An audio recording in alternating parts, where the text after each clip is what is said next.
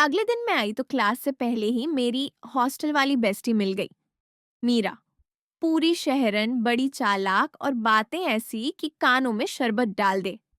उसने मेरी तरफ देखते ही आंख मारकर कहा, ओए देसी क्वीन, कल किसी ने तुझे कॉरिडोर में स्पार्क खाते देखा है। मैं घबरा गई। क्या बकवास कर रही है? वो हंसी। अरे मैं बकवास नहीं, मैं रिसर्च करती हूँ। वो अर्जुन है ना, उसके फैन क्लब में आधी कोचिंग है। मैंने नकली गुस्सा दिखाया।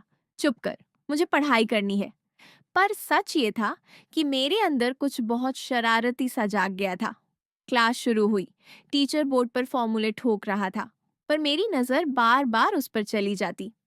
अर्जुन वो नोट्स बनाता, फिर बीच बीच में मेरी तरफ देखता, जैसे पक्का कर रहा हो कि मैं समझ रही हूं या नहीं। और हर बार जब उसकी नजर मेरी आंखों से टकराती, मैं झट से अपनी कॉपी में घुस जाती, जैसे कॉपी ही मेरी शरण स्थली हो।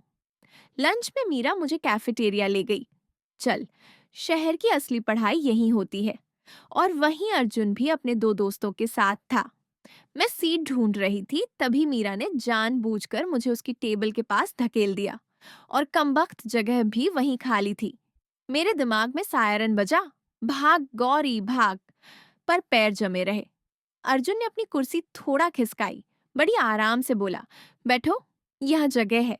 और उसका अंदाज ऐसा था जैसे ये दुनिया उसकी ड्राइंग रूम हो। मैं बैठ गई। दिल की धड़कन ऐसी कि लगता था सब सुन रहे हैं।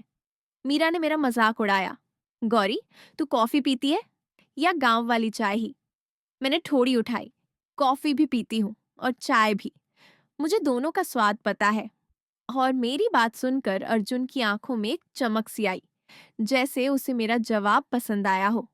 उसने हल्के से कहा, कूल, और तुम्हें ना कहना भी आता है? मैं समझ गई ये सवाल सिर्फ कॉफी का नहीं है। मैंने उसे सीधे देखा। मुझे हाँ भी कहना आता है, सही इंसान के लिए। ये बोलते ही मेरा पेट तितलियों का जंगल बन गया। मीरा ने टेबल के नीचे मेरे पैर पर ठोकर मारी, जैसे कह रही हो, लड़की, आग लगा दी। अर्जुन ने थोड़ी देर मुझे देखा, फिर मुस्कुराकर बोला, तुम्हारी बातें खतरनाक हैं गौरी। और मेरे अंदर का देसी दिल बोला, हट साले, खतरनाक तो तू है। उसी शाम ग्रुप स्टडी रखी गई। लाइब्रेरी में हम आमने सामने बैठे, बीच में किताबें। पर असल में बीच में कुछ और था। एक तनाव, एक खिंचाव, एक ऐसा चुंबक जो दिखता नहीं पर खींचता बहुत है। मैं समझाने लगी, ये वाला पार्ट ऐसे सॉल्व होगा। और वो मेरे हाथ की तरफ झुककर देखता, कभी किताब, कभी मेरी उंगलियों की हलचल। मैं बोलते बोलते रुक गई, क्योंकि उसकी खुशबू माइल्ड सी साफ मेरे दिमाग में घुस गई। उसने बहुत धीमे से कहा, तुम्हें पता है, तुम जब फोकस करती हो ना, तुम और सुंदर लगती हो। और मेरे मुंह से निकल गया, बस कर यार। पर बस कर में भी मेरी सांस कांप गई। रात को हॉस्टल लौटते समय बारिश शुरू हो गई। मैं छतरी नहीं लाई थी, मीरा कहीं पीछे रह गई। और मैं अकेली भीग रही थी कि अचानक एक छतरी मेरे सिर के ऊपर आ गई। अर्जुन, उसने बिना ड्रामा किए कहा, चलो, छोड़ देता हूं। और मैं कुछ बोल नहीं पाई।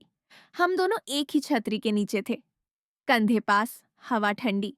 और बारिश की बूंदें छतरी पर ऐसे गिर रही थीं, जैसे कोई दिल पर थपकी दे रहा हो। कुछ कदम चलकर वो रुका, मेरी तरफ देखा और बोला, गौरी, तुम्हें डर लगता है?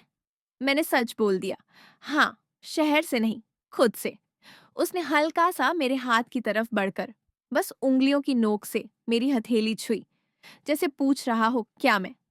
और मेरे अंदर के सारे नियम एक साथ बोल पड़े, नहीं, हाँ, शायद। मैं उसकी आंखों में देखती रही। और अगला पल बस इतना हुआ कि उसने मेरे माथे पर भीगी हुई लट को बहुत धीरे से साइड किया। वो छुअन छोटी थी, पर मेरे अंदर बड़े बड़े दरवाजे खोल गई। उसने बस कहा, ठीक है, धीरे धीरे। और मैं उस धीरे धीरे में पिघल गई, क्योंकि ये शहर मुझे कॉर्पोरेट नहीं बना रहा था अभी। ये शहर मुझे एहसासों की भाषा सिखा रहा था। और अर्जुन, अर्जुन उस भाषा का सबसे खतरनाक, सबसे मीठा शब्द बनता जा रहा था।